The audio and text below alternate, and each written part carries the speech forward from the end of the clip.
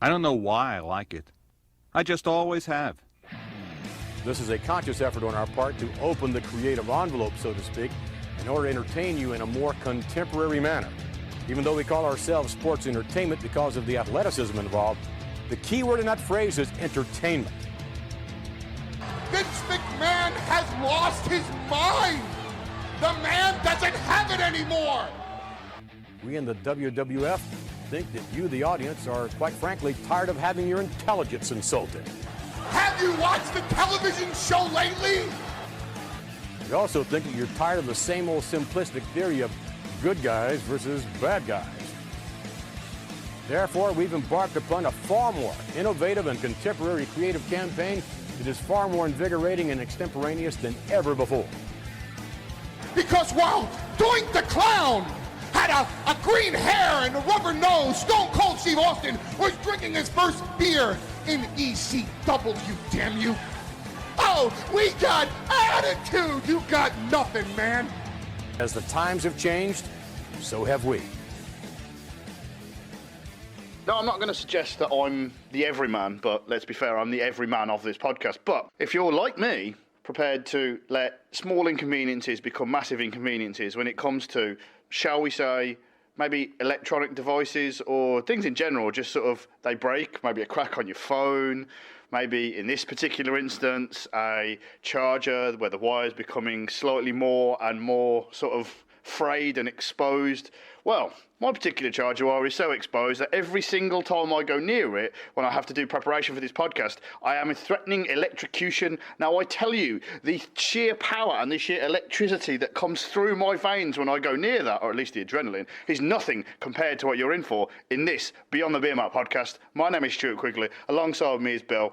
We are back again. Yes, those of you that thought we were going to be just doing a one-off and never coming back until next year's Royal Rumble, well, you've been proven wrong on a count of one. Now, without further ado, we are in, as we said, a huge week because the Royal Rumble is hurtling toward us, much like the trains that are very fastly approaching outside the drinking establishment with which we are recording in right now.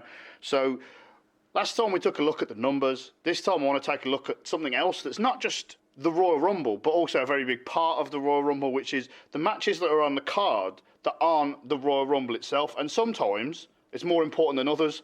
But when I look at it recently, it's usually used, and it has been used quite effectively, to sort of elevate people that you wouldn't necessarily normally see in the main event, starting with a very famous match with Brock Lesnar and Bob Holly, and sort of coming around to last year, Brock Lesnar again and Finn Balor. And that guy is timeless. Bob Holly. Bob Holly, indeed. Yes. WWE do have this really great knack of, unlike any other sport, you can sort of go, something unintentional, we can make that into a storyline. Yeah. The Royal Rumble was used as a springboard to start storylines off. The Hardy one, the Matt and Jeff Hardy, when he turned on, Matt turned on Jeff and killed his dog, but yeah. This is before they started throwing fireworks at each other. No, I like the Royal Rumble. There's always good matches on the Royal Rumble match itself is the main event. There's no question on that, but... Is it a point where they realised, as they were going through the years, that you have a very instant storyline creation where someone knocks someone out of the Royal Rumble. So then the powers that be, or whoever it was, just sat down and went, we could do this with matches as well. Yeah, it's funny how storytelling works in wrestling, isn't it? Yeah. It's a very obvious pivot point because, generally speaking, I think the build to WrestleMania, and they've sort of retconned this in recent years, is from Survivor Series to Mania. But they've sort of changed this now, and it goes from Survivor Series to Rumble, and then it changes again from Rumble to Mania. Well, they've always called it the road to WrestleMania starts at the Royal Rumble, and that's what they've done over the years. But this year they haven't really done that, have they? They let NXT win a Survivor Series, and that never to be spoken of again. No. On the main shows, it was never to be spoken of again, bar Seth Rollins telling everyone they suck. But he was going to do that anyway, let's be perfectly honest. Yeah, that's true, actually. He does need to be a heel. He's so boring and generic as a face. He is, I'm sorry, he is. Unless he wears white, and then he's fine. Well, he come out as like a different Power Ranger every month, didn't he? I enjoyed that. That was like Super Seth Rollins when he was doing it. That was a great heel run. I'm sorry to go off topic here, but that was a great heel run. I think the problem you had was that it was such a good heel run, it sort of de facto turned him face. It did. It was that laugh more than anything, wasn't it? A bit like the Penguin. to be fair, if the Penguin come out of the Royal Rumble, then we know with the feud with Batman will soon start there. He's been feuding with so many different people for 3 years. I'm talking about Batman, not Seth Rollins now. But to get so far off, I think what's happening this year is the purest distillation of what I'm talking about, in that the Royal Rumble to Mania is going to be your build. You would have a rough idea of one of the matches going in at WrestleMania, when Shawn Michaels challenged The Undertaker and they sort of carry that storyline through. Yeah. When Goldberg and Brock Lesnar first had their interaction at Survivor Series, and they had an interaction at the Royal Rumble. Yeah. Whereas this year, I can't think of anything off the top of my head that's blatantly going to be carrying through. It's not. I mean, not to spoil anything. Bray Wyatt, The Fiend. Mm-hmm. They are two different people. They are two different, completely separate people, never been seen in the same room before. Indeed. But that's going to be the match with Daniel Bryan. I think is going to be the end of the feud. That's not going to carry on. I've seen the next Super Blood Money event. That's in Saudi Arabia, by the way, not in any. No, it's not to question any of America's politics. It's not an ACW event. No. Yeah. You're all right. Super Blood Money in Saudi Arabia. I know those cards are just throwaway cards, but they're not continuing with that storyline. And if the plan to get to WrestleMania against Roman Reigns is to go on, is it possible then? It's just a throwaway match. In this year, more so than any other in the last, let's say, 5 or 6, the plans are so vague because what generally tends to happen is they set the booking in stone. For a perfect example here, Batista versus Orton is definitely going to main event WrestleMania 30. 100%. Yeah. So they set it all in stone, and now they finally have cracked it that, maybe let's not do that so that we don't spend the next 3 months trying to sort of work it all out backwards. I think the problem is they have no plan. They sort of do things on the fly, and then whatever happens, which is fine. If that's the way you want to book things for going forward, that's fine. But I think, the no more is that more apparent than one of the matches that we're going to talk about, matches that we've really enjoyed that are on the Royal Rumble that aren't the Royal Rumble, but I cannot let this slide. Last year, as I said, this pay-per-view and what it represents, Asuka and Becky Lynch last year is one of the most tear your hair out, we are doing this for no reason match of all time, because at the time I remember everyone telling me, they've got a plan, and Asuka was barely on TV after that, and then lost the title a week before WrestleMania, I think. Yeah, it was, wasn't it? It was pretty close. Yeah. There was no plan there, was there? It was just You seen that South Park episode where they get the manatees to pull 2 balls out of the pool? That was basically that. Let's pick 2 wrestlers, make them wrestle, and there's going to be no story afterwards. That's it. That's literally it. I will say this much though: there is potential for, in a no storyline, no consequences, no nothing. As much as I don't like this, sometimes it does lead to good matches. Sometimes it does lead to, because and you watch going in, you're like, this can't have any massive repercussions. There have been a couple in recent years where it's been I look at stuff like when Cena fought AJ Styles, and I knew for a fact that wasn't going to be a feud going forward. That was a really good match. It was a good AJ Styles can pull off a good match with, despite popular opinion, can pull off a good match with pretty much anybody. There was one a couple of years before that even where Lesnar, Seth Rollins, and Jon Cena had a really good title match. That was a great match, yeah.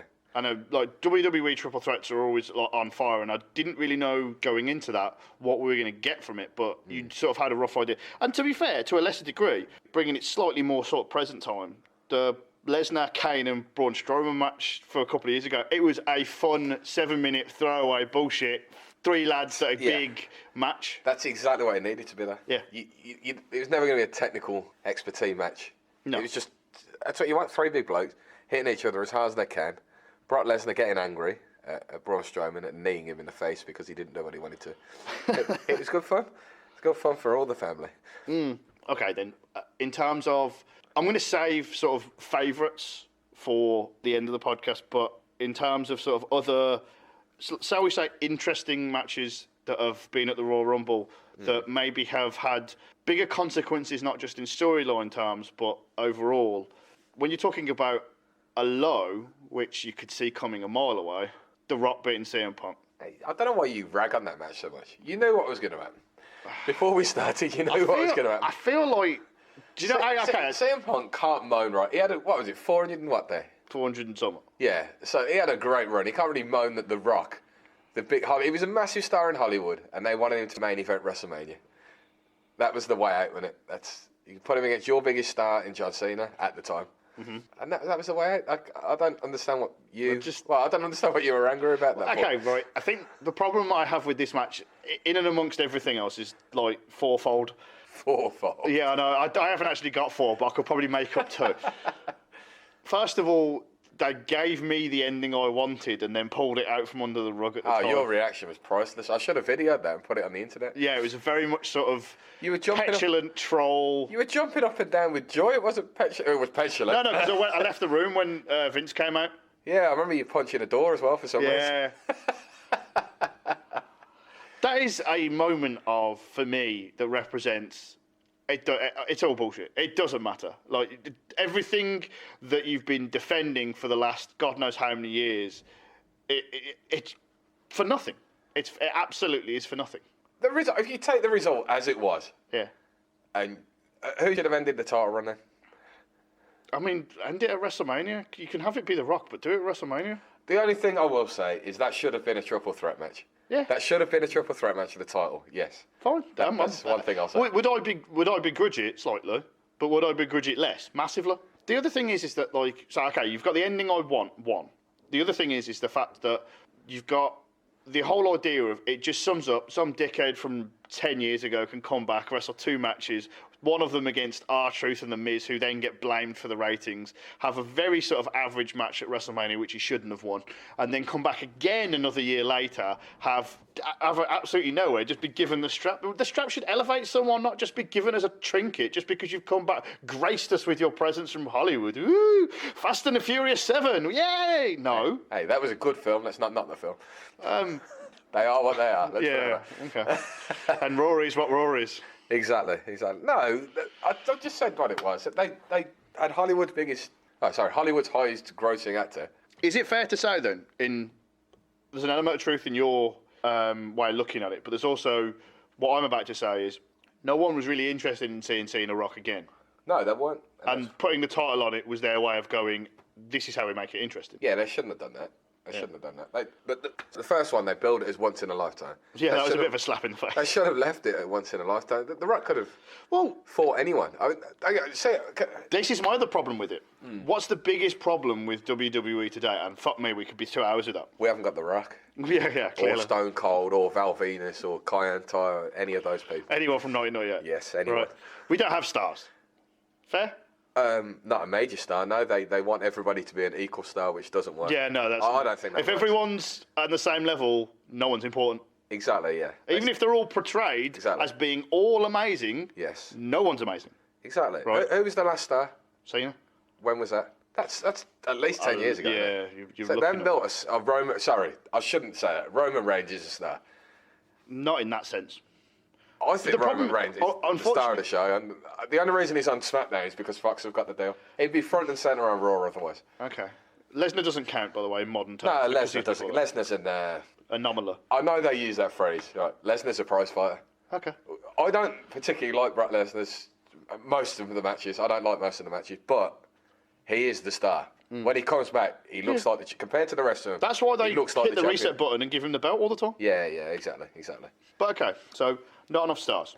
Yes. In the era we're talking about, where CM Punk is there and sort of in the Jon Cena era of Doom, so Jon Cena's beaten pretty much everyone. Yes. Right?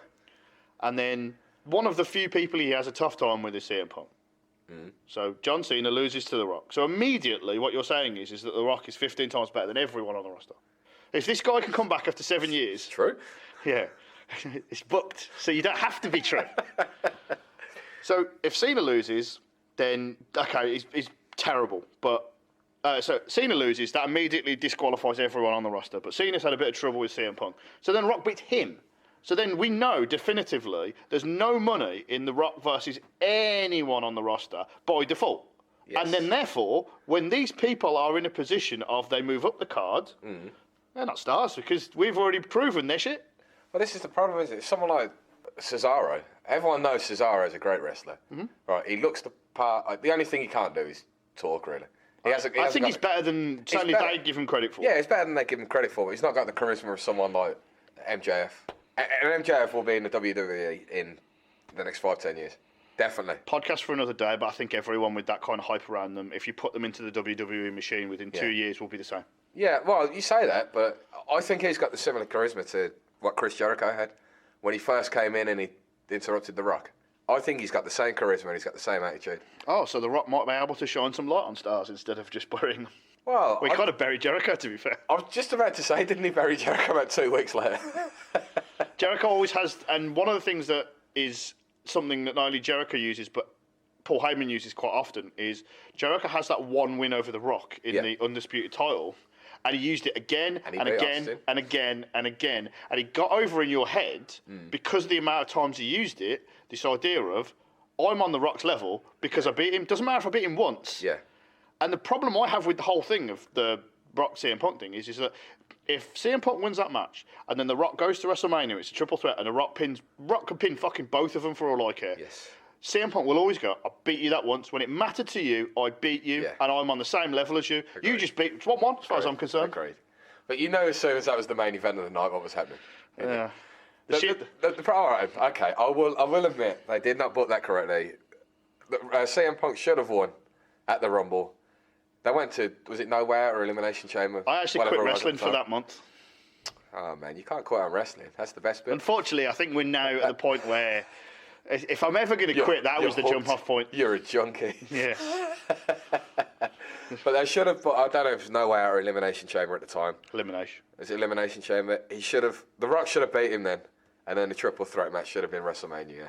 Although, saying that, I think Punk got a better match. I think only because he tried to fucking kill himself and he was so pissed off. Well, there's that as well, but I think fighting The Undertaker is a bigger match than, well, the world title is the world title, I suppose. So perhaps I'm incorrect, but Taker's the main event of WrestleMania, whether you like it or not. I mean, I imagine that's the way that The Office will probably have sat him down and described it to him, but if you're not the ones going on last... Oh, he had a conversation with his mate Paul and he explained everything. Well, yeah, definitely. I think I was going to save this till last. Okay. But I think it's an easy transition to bring it up.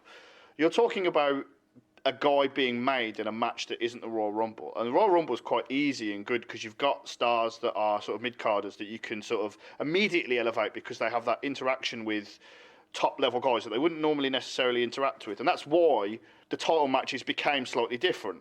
But in terms of putting over a guy and putting over a guy to a level that you've not really seen before, we go back to probably the first real big Royal Rumble match I remember of my teens, which is Mick Foley, Triple H, that street fight.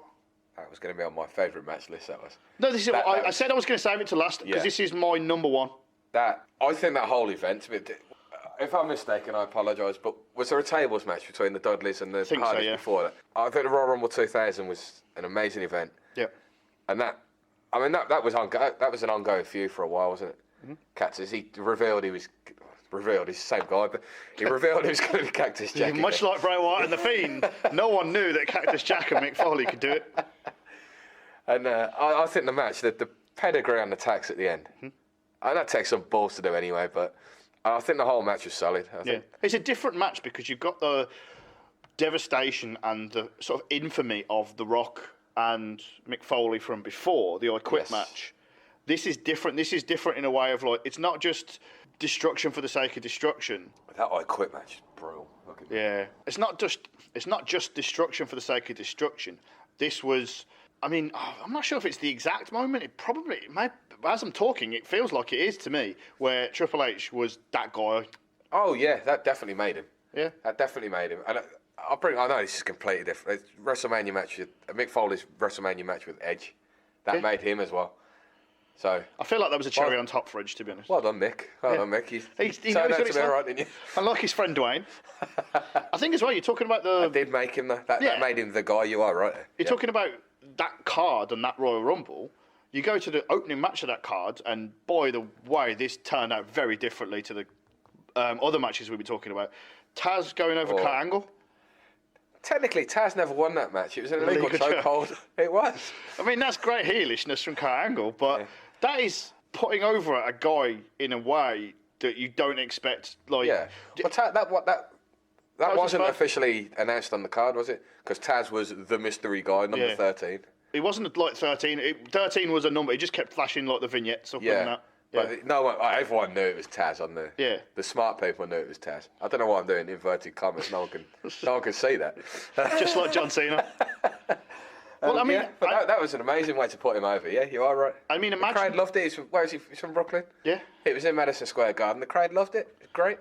I mean, like, this sounds harsh, and I'm not trying to kick WWE while they're down, but I imagine now, if they had someone like that, you'd throw an MJF in there, something like that, they'd just shove him in the Rumble and have him do a couple of spots. Whereas this put someone over in a way that couldn't. Yeah, I agree with that. It got him. It didn't really do much after that. It's unfortunately, that's the problem. Yeah. I know Triple H buried him, didn't he, with the for the ECW title? That was a good idea, wasn't it?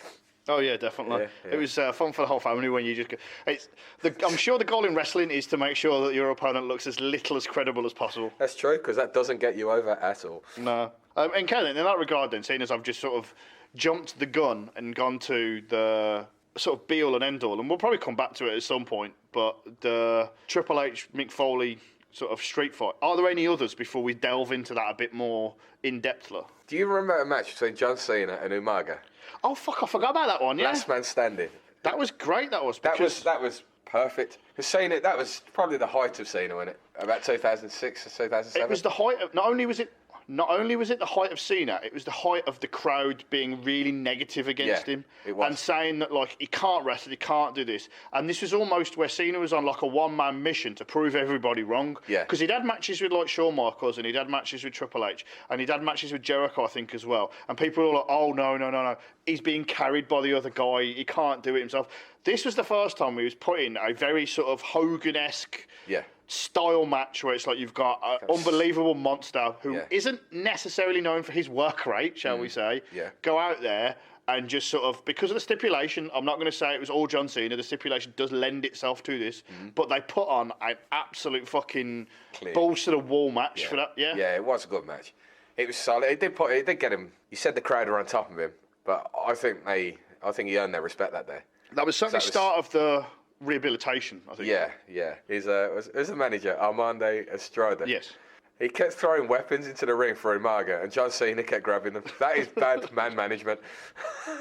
At least he had a Cuban cigar. Did he throw it to Umaga, or Jon Cena caught it and smoked it as a victory? It was like a super cigar giving monster powers. Yeah, but that's one of my favourite matches in the Rumble. That was solid. That was absolutely solid. Do you know one of the things that I actually do slightly miss, and this isn't necessarily a big favourite of mine, but one of the things that you saw, I'd say, in the early 2000s, this didn't happen probably as much as I think it did, but there's one specific instance where I remember it and I was like, oh, that's really good, that is. I wish they'd do more of this. Is where you'd have like play-in matches for the Rumble, where like you had to win the match to get in. Yeah. This isn't so much get in. Have I got this correct? The Big Show fought Brock Lesnar. Yeah, it was Brock Lesnar had to beat the Big Show to get into the Rumble. That's it. Yeah. I think we said this last time, didn't we? I think you should have to qualify for the Rumble. I don't think you should just walk out with a microphone and go, oh, I think I'm going to be in the Rumble this year, lads.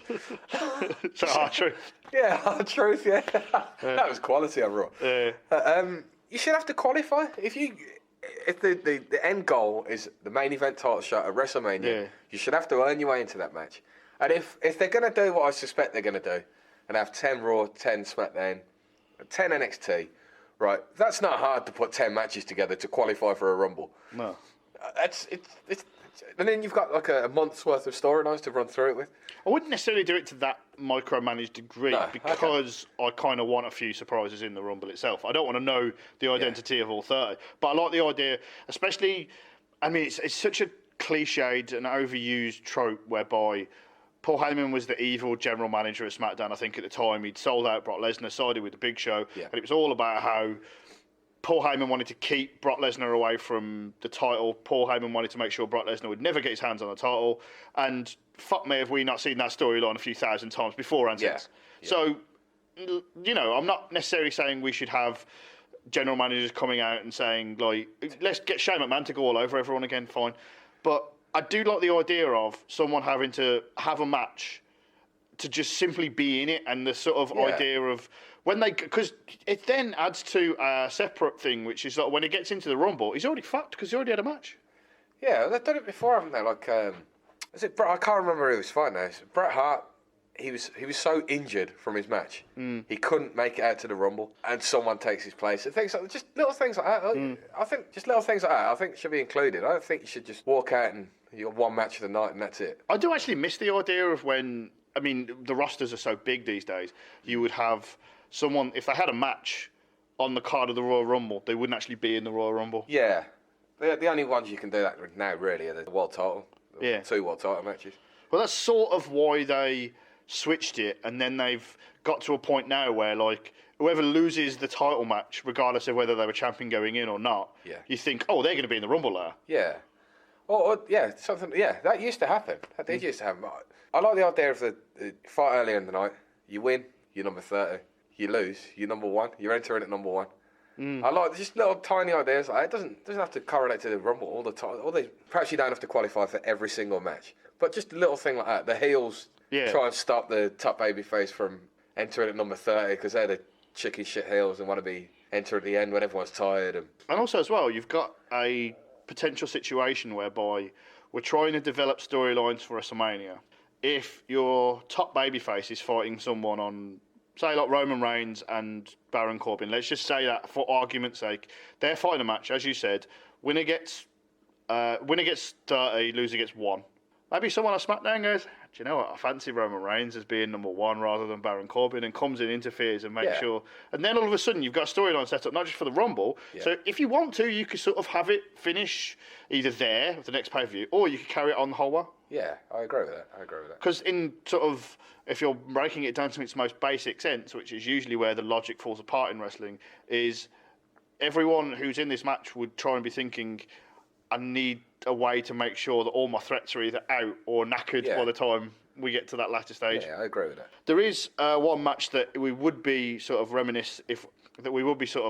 harsh if we didn't sort of touch on it, because it lives in infamy, and not in a way that I'm talking about with The Rock and CM Punk. This is just a sort of horribly booked, horrible scenario all round. If I said the words to you, rise above hate. What about it? You're rising above. My rise above hate. I'm rising above your poke of doom, yeah? Yeah. Kane versus Jon Cena at the Royal Rumble, involving all the things that were around it. Jon Cena and Kane, the Royal Rumble, all the... It wasn't even that... Like, that in and of itself is okay. Misdemeanors. Yeah, but there's all the peripheries around it. The Eve, Zack Ryder... Pretty much the end of him as a relevant person. Didn't they literally try and kill Zack Ryder on air? That might have been in this match. Oh, before that though, leading up to it, he was in a wheelchair when he wheeled him off the stage and murder on live TV. Come on, Kane, better than that. Yes. His history suggests that he's a calmer, much more receptive to non-violent threats than that. Exactly. Yeah. You could hug it out or talk and get Dr. Shelby involved. Exactly. Yeah. Yeah, that was horrific, that whole storyline. All it did was try... Oh, it didn't. All it did was try and put Jon Cena over. It's a hard one because sometimes when they come to these Royal Rumble matches that aren't playing into WrestleMania, it's very easy to just go, oh, it doesn't matter because it's not carrying on. And this was literally just a placeholder feud for Jon Cena before WrestleMania. Yeah. And it's just, you're going to feud up until probably the Elimination Chamber pay-per-view, and then the Raw after that, you'll forget any of this ever happened, right? Yes. And then the problem with that is that you can sort of book yourself into a situation whereby we're so committed to, we're so not paying attention to this feud in a month's time that you're not paying attention to it now, and how fuck me it's getting off the rails. Yeah, it did go a bit. You are right. It was at Zack Ryder's expense, wasn't it? Yeah. Which is fine. It's just back then he was just a jobber winner. He was going nowhere. He didn't have the look. Don't get me wrong. He's got the look now. He's bulked up and everything. But back then he was just there, and he was a geek, and that's what he was. You know, it's just going back to what we were saying before. There's no stars. That's because you need the bottom level guys elevating the top guys at the top, and that's what he was doing. He was one of those first guys, though, and maybe he has to sort of fall on his sword because of this, whereby we talked about the Royal Rumble, Daniel Bryan being not part of the big plan. And so that became the whole problem through the event for a few years, which is why maybe they're not going with the big plan this time around. And Zack Ryder breaks through as one of the first guys where the audience goes, I don't care who you're telling me I want to see. I want to see that guy. He got himself over. Yes. He did bloody well. I mean, some of them promo. I love watching the. I'm trying. The Long Island store? What is it? The Long Island True Story. Yeah, that's the one. I loved watching those. I can draw money. Yeah. Hey, look, I'm trying to get over. Yeah. That was brilliant. Classic sort of wrestling geek humour. It's fine. Yeah. And then, so maybe the ultimate sort of thing here is Zack Ryder had to crawl, quite literally, when he was fighting Kane, so that Daniel Bryan could walk. Yes. But at the same time, I don't think he'd have ever gotten quite...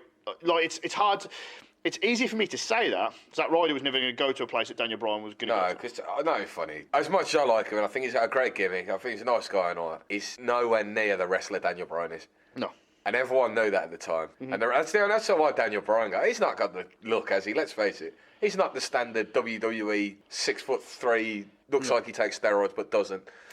Character. No. He's just a small guy who the people can relate to. That's what it was. Don't need that guy anymore. Don't need that guy. Push him off the stage. Yeah, cut his hair off and everything. Yeah, exactly.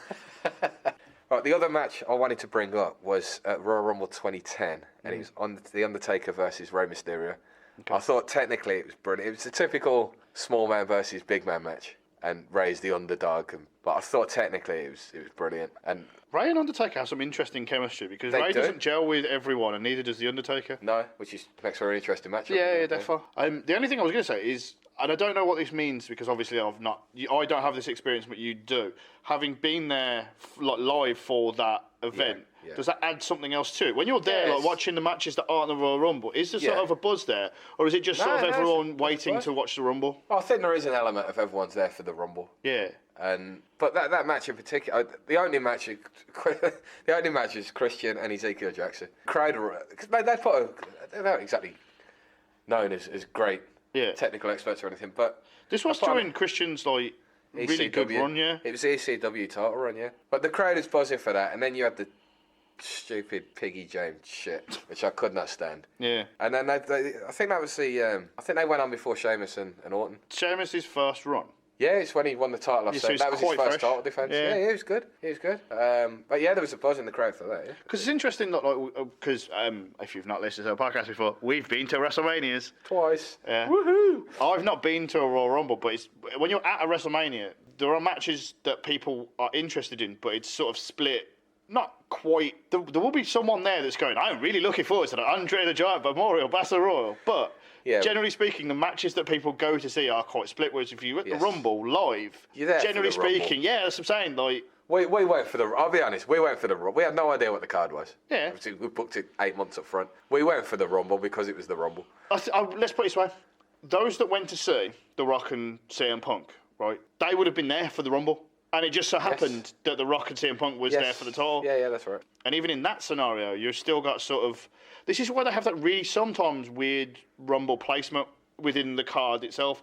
The Royal Rumble should always, for me, be the last match on the card, but sometimes it's not. I think the Royal Rumble match should always be the last match on that show. The world title is the world title. There's a reason we get together for 2 events every year. Yeah. WrestleMania is because it's WrestleMania, and the Rumble is the Royal Rumble match. It's nothing to do with the rest of the card. I'll watch it for the Rumble match. And now there's 2 Rumble matches. It's even better. And I mentioned the idea about what the crowd's like for the Rumble versus non-Rumble matches. I still think that. So I think the easiest way to sort of land this high-flying, amazing Concorde of a podcast is we'll just quickly go over the matches that are on this card that aren't the Royal Rumble match, and sort of we've already touched on one actually, which is the easiest one to get to, The Fiend and Daniel Bryan, which is suspected to be some sort of wrap-up of this feud, a fairly straightforward. I mean, I'm looking forward to the match. It hurts the match a little bit in the sense that I don't think there's any sense of Bryan winning the title. But I think there is. When you've got a guy like Daniel Bryan, he might be able to make you believe that he can win the title, very much in a similar way that, he'll do it in a very different way, but the achievement will be similar to when Finn Balor made you think he would beat Brock Lesnar last year. That's all you need. I agree with that. That's all it needs. You are right. That's all that needs. I don't think it's been a bad feud. And then I think Bray Wyatt coming out at TLC with that goofy music. Yeah, the goofy music and the himself. Pee Wee Herman attitude. I thought that was brilliant. Different. It was different. Yeah, That's all I'm going to say about that. You mentioned good feud, and this will be a good match. I'll be interested to see where this is placed on the card, actually, because this has every chance of opening, but I suspect it'll be one of the Rumbles. We'll see. I think the Women's Rumble alone. I think that's the likeliest. Yeah. I think that's the likeliest scenario. I think that's the likeliest case, but there is a chance if you want to do something interesting or if you want to catch the crowd unawares, you go with this. The other one that I'd say less interesting, less feuds, storyline, match, Roman Reigns and Baron Corbin. I couldn't give a fuck. I'm sorry. I like it. No. We're having this conversation now. I like the feud. I think Baron Corbin's brilliant. I think he's a decent wrestler. He's okay. It's one too many chin locks. I think he's a decent wrestler. His gimmick is brilliant.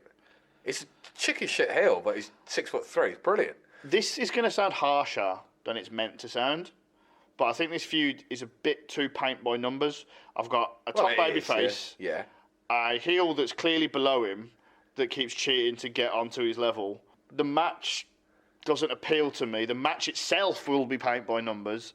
So can we just do the numbers and get to the end of it as quickly as possible? I can do. I like the idea of more dog food being poured over. I don't really, by the way. Given the fact that he's likely... I think that's the only ridiculous bit. Well, that's funny you should say that, because... The theme tune was brilliant. Good impression. Given the fact that this is almost certainly going to end in a loser eats dog food match... You think? Well, supposedly that's what they've been doing on house shows, so this is the sign that it points to... That'd be a great ending. Man, perhaps I'm a throwback from 1991 or something. I mean, it is... I've seen comments saying, like, it is a sort of very old-school wrestling trope, and it's like... It's sort of a very old-school wrestling way to go about it, and you've got... I mean, I could, again, paint by numbers. The big dog, dog food, dog mascot. I get it. It's fine. Yeah. Nah, I'm all right. I like it. I like the way I like the King's Court. I like the... In fact, you're like this. I was at my parents' a couple of days ago, and when BT Sport just took over the WWE contract, SmackDown was on. I said, put it on. I wanted to see the picture quality and how it was doing right. Yeah. My mum is brought up like the Hulk Hogan era. I miss all the characters. Where have all the characters gone? Out comes Baron Corbin with his little King's Court and everything. I went, there you go, there's a gimmick, the King. And she went, nah, that's not good enough. I believe people like the Mountie and the Big Boss Man back. To be fair, if Baron Corbin had the Mountie and the Big Boss Man, I would be well on board with this, definitely. Another match that we mentioned earlier, and interesting to see the journey of 12 months, and they've not really played upon this as much. I don't mind this feud because it's in different positions than they were, and there's more scope for what they can do with it this time around. I still think... Well, maybe I'm not going to find a problem with it, but I suspect someone's going to find a problem with it. Becky Lynch and Asuka. I've got no problem with the feud itself, and I think the build has actually been okay. All right, I understand the two heels that have just got rid of the manager. Okay, I think this kind of sums up my whole feelings about this match in the sense that last year, while I disagreed with what they did, how they did it, and what they followed it up with, at least there was momentum there for technically two parties, one going in and Asuka going out. Like, you could have done more with that. And, you could really sort of... It doesn't even take a week to build up the idea of, you and my one loss last year, I need to get that back. And I think that's kind of the way... They should have done that. Kind of the way. Should have done that. They should have gone down that route rather than, Becky Lynch, here's a competitive match, this will be good. I'm going to spit green mist in your face to get some heat. I enjoy the green mist. It's always a fun Green mist is good. Right. My issue is that whoever wins, I'm not sure either of them has that much momentum anymore, and it's so interesting to see how in a year's time, in 12 months, it's sad to see that in 12 months' time, that we've gone from a situation whereby there was quite a hell of a lot, no, not just quite, there was a hell of a lot of juice in the women's division. Yes. And now I can't even picture a route to Mania that doesn't have Ronda Rousey in it. No, nor can I. I think it's sad really because they had 3 or 4 top stars, didn't they? They had Charlotte Flair, Becky Lynch. So even Sasha Banks and Bayley, they're not really doing anything, are they? Charlotte's certainly not. She's the best female wrestler they've got by a mile. I don't even think it's close. I think by a mile she's the best wrestler, and she's got no story. She hasn't had a story for a while. I know she's entering the Royal Rumble. And I think if Ronda Rousey's not coming back, I think Charlotte Flair will win it. Yeah. But to me, if you win the Royal Rumble, that should be one of the greatest achievements of your career. And you main event WrestleMania. If she won the Royal Rumble, I just think I'm not really bothered. I don't. And who does she fight? Exactly. Oh, Someone that Becky she's Lynch fought will be before? Becky Lynch will be in the main event. She's the poster girl of the company, isn't she? It's funny how they spent fucking nearly 18 months chopping her legs off at any given possibility. She's still somehow got some semblance of credibility, and yet... Oh, she got herself over, didn't she? Really? Well, I don't know, did she? Did she? Or is it the mystery booking that we like to talk about? It was a couple of things, and one of them's luck, which we talked about last year when in the build-up to that, which is she was the... And I'm going to have to be very careful here because I've got to be very careful I don't fall into the Hulk Hogan trap of the right guy at the wrong time. She was the wrong girl at the right time because she wasn't necessarily meant to have that moment. And then when they did the... No, Jack's got her over. By accident. The blood. The punch, yeah. Visual, when they invaded Raw, and Charlotte had the SmackDown shirt on, with the bloody nose. If that hadn't have happened, she wouldn't be over as much as she is now. Yeah, but if you're talking about parallel timeline, if that doesn't happen, she fights Ronda Rousey one-on-one at Survivor Series, and maybe they actually come up with something interesting from then on, rather than just, oh, we've got these three girls, let's just put them together anywhere. Yeah. I don't think the build to that...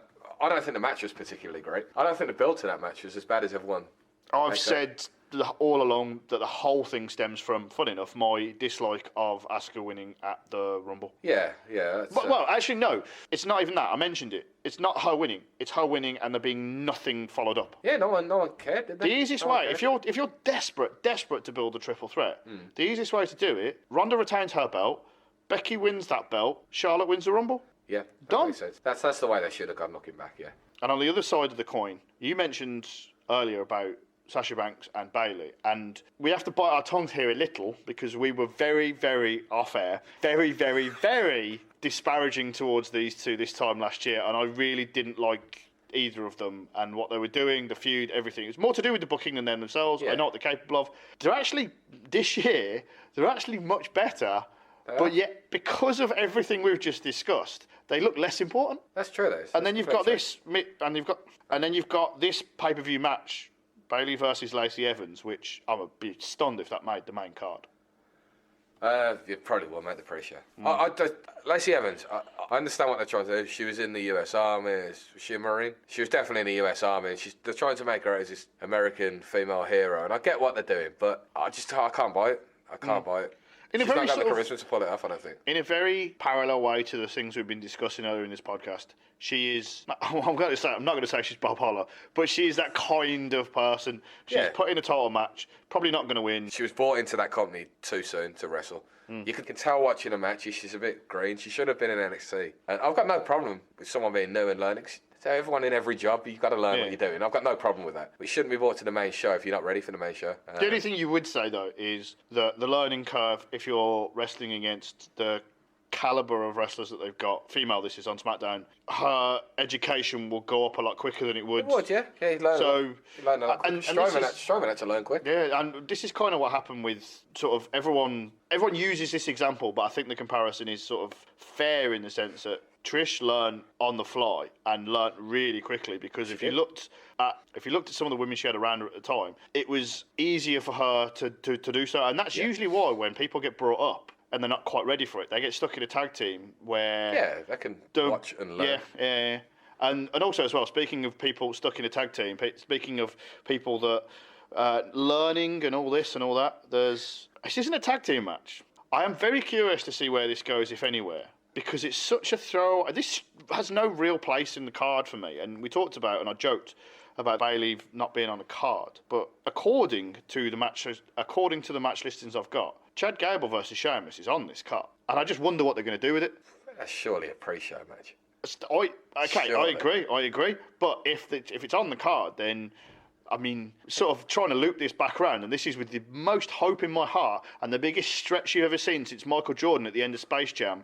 Maybe, just maybe, they're going to try and do something interesting like Taz and Angle in 2000. Maybe. Maybe like a quick little match to get them both over and away. If Gable could get a win over Sheamus as well, that might be a kickstart something. The gimmick's awful and he won't go nowhere, but like I say, I'm trying to be nice. See, try and be nicer, man. The Shorty G's got it. He's got everything. He's short. His name's Gable. He's G. That's it. That's all he's got. Yeah, might be related to Ali G. That's all we know. Yeah. No, he's a good wrestler. I think he's a good wrestler. I know he is. This is solid. Like we have evidence to suggest that he is actually really good at his job. He's good. Oh, he's great little wrestler. They shouldn't have broken that tag team up. No. It was too soon to break. I know they wanted to put him over. And I mean, I saw Jason Jordan on a house show, right, and he put a great match on. The crowd shit on it, like, but he put a great match on. And they should have kept them together because there's nothing to do individually. There's too many individuals already. You keep the tag team together. Is it fake to suggest, though, that Jason Jordan, sort of the way his career's gone and the injuries and that Gable would have been in this position sooner rather than later anyway? Well, so maybe he's got a head start. I don't know. I suppose so. Especially if he was not Kurt Angle's son. Yeah, the nepotism in wrestling, who knows? And with that, much like the Royal Rumble countdown continues ever on thusly, our time is up. And we've got to just basically leave here, which is upstairs in a drinking establishment, go downstairs in a drinking establishment, get more beers, and continue to wait for the Royal Rumble to happen. In 5, 4, 3. Sorry. That's good, days, because I definitely was like, in my head, I'm going, I'm not going to end on a countdown. That would be terrible. Or would it? This has been Beyond the Beermat. Thank you for listening. We'll catch you again very soon after the Royal Rumble, and all of our predictions have turned out to be not only accurate, but insightful.